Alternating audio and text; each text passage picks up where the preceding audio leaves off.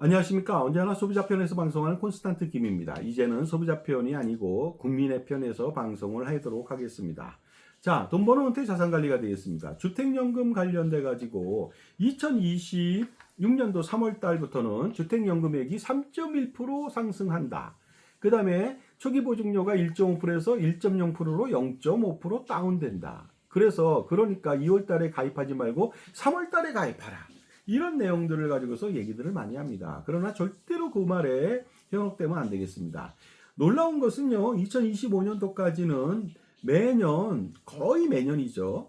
거의 매년 연금액이 줄었다는 거 아십니까? 근데 요번에 올랐다는 거죠. 3.1% 올랐다는 것이죠. 이것은 무엇을 반증하느냐?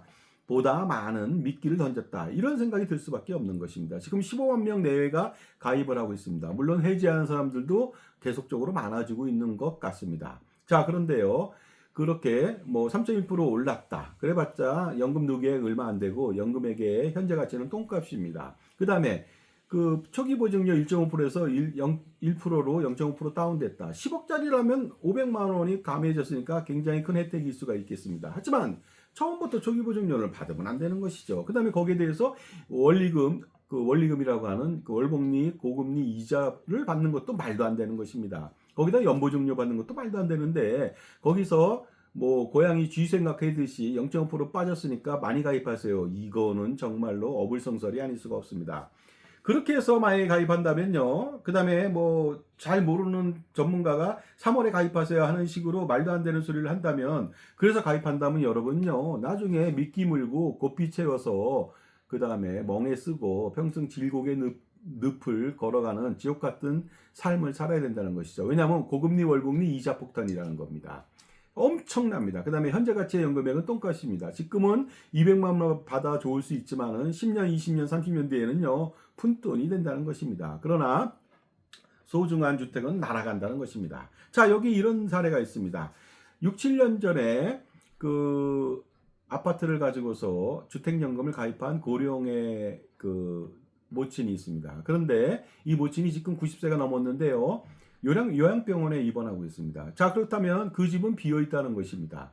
자, 그런데 비어 있는데 남한테 임대 줄 수가 없습니다. 물론 임대할 수는 있어요. 월세를 낼 수 있지만 월세도 보증금이 없는 월세를 낼 수 있습니다. 하지만 그거는 굉장히 유용하죠. 왜냐면요, 어떤 사람이 들어와서 어떤 행패를 부릴지 모릅니다. 그리고 그러니까 위험하다는 겁니다. 근데 전세는 줄 수가 없습니다. 왜냐면은요, 주택연금을 해지하지 않고서는 전세 줄 수 없습니다. 자, 그렇다면 어떤 그 요양병원에 마지막으로 가신 분이 다시 본인의 집으로 오기는 굉장히 힘들고 고령이라서 힘들 것으로 보입니다. 그 다음에 더욱 중요한 것은 정말로 3년 내외로 상속이 발생될 수 있는 리스크가 있습니다. 그런데 지금까지 보니까 그 주택연금에서 뭐 100 몇십만 원 받고 있습니다. 그래서 전체적으로 보니까 그 지금까지 내야 되는 원리금은 2억 원 내외가 됩니다. 그런데 2억 원 내에 갑자기 얻을 수는 없지 않습니까? 그런데 그 아파트가 그 6, 7년 전에 6억 원짜리로 그 가입을 해서 주택연금을 받았는데 지금 5, 6년, 6, 7년 됐으니까 지금 8억 원 정도가 됩니다. 그렇다면요, 2억 원 좀 남짓한 그 대출 원리금, 주택연금 대출 원리금 확실하게 갚을 수가 있습니다. 왜냐하면 그 집에 살지도 않기 때문에 전세를 준다 하면 8억짜리 전세 주면 5억 원을 받을 수도 있습니다. 그러면 5억 원이라고 한다면은요, 2억 원 초반에 그 대출 원리금 갚고 3억 원 좀 안 되게 남습니다. 그렇다면 그 돈으로 충분하게 요양병원에서 생활이 가능합니다. 요양병원에서 뭐 들어가는 돈이 뭐 5, 600만 원 이상이 들어갑니다만은요, 건강보험 지원을 해주고 하다 보니까 100만 원대 초반 정도밖에 들어가지 않습니다.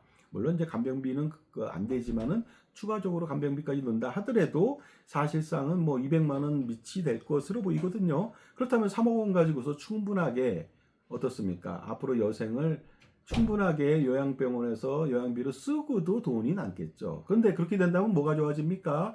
월복리 이자 폭탄, 주택연금 이자 폭탄 받지 않아도 됩니다. 집을 고스란히 가질 수 있죠. 그 다음에 돈을 풍족하게 쓸 수가 있습니다. 그 다음에 2년 단위로 또다시 그 보증금을 늘려서 또 갈 수도 있는 것이죠. 그러다 보니까 그 주택에 대해서는 당연히 전세로 돌릴 것을 예상을 해서 일단 놓아놓고서요. 들어올 사람 대비해서 뭐 저당권이 잡혔으면 안 들어올 테니까 바로 2억 원 내외의 대출 원리금을 해지하면서 그 새롭게 깨끗하게 만든 다음에 전세를 받는다면 그 돈으로 생활을 한다면 아주 효과적입니다. 여러분 정말로 이 방법 선택하셔야 되겠습니다. 그렇지 않다면요 지금 그 6, 7년 동안 그 얼마 안 되는 주택연금 받으면서 요양병원 있으면서 요양병원비 내고 또 그 다음에 빈집으로 계속 남아서 그 유유 그 아이들 하우스라고 얘기할 수 있나요? 그렇게 해서 계속적으로 쓸데없이 나중에 주택에 대해서 상속하지도 못하고 주택을 헐값으로 공매로 날리는 그러한 문제점이 발생된다는 것이죠. 그러니까 절대로 그러면 안 되겠습니다. 전세를 반드시 활용해야겠습니다. 그 다음에 처음부터 현명했다면 가입하지 말았어야 되는 것입니다. 감사합니다.